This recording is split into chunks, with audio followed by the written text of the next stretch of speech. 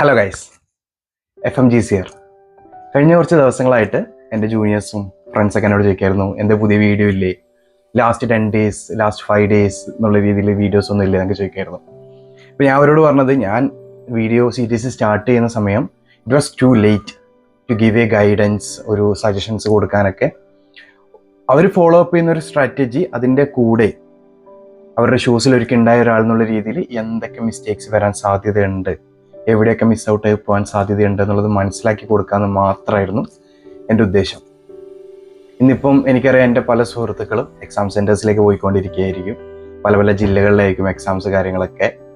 So last മൊമെൻറ്റിൽ നിങ്ങളോട് വന്ന് പറയാനുള്ളത്, റിപ്പീറ്റായി ചോദിക്കുന്ന 10 questions 100 questions അങ്ങനെ ഒന്നുമല്ല.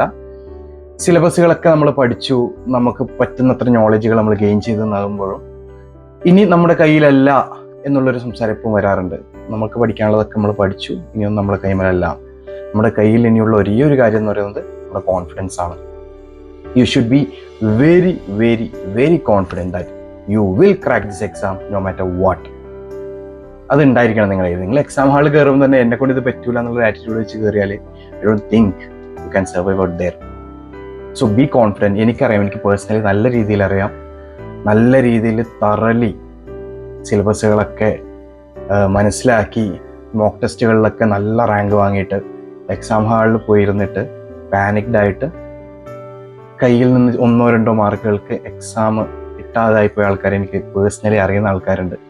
സോ നിങ്ങൾക്ക് മുമ്പിലൂടെ നടന്നു പോയ ഒരാൾ എന്നുള്ള രീതിയിൽ, നിങ്ങളുടെ കൂടെ നടക്കുന്ന പലരെയും അറിയാവുന്ന ഒരാൾ എന്നുള്ള രീതിയിൽ എനിക്ക് നിങ്ങളോട് പറയാനുള്ളത്, be very confident that you will crack this exam no matter what happened. Rest is with the Almighty. Be confident, be patient. We will get through this. Thank you and all the best.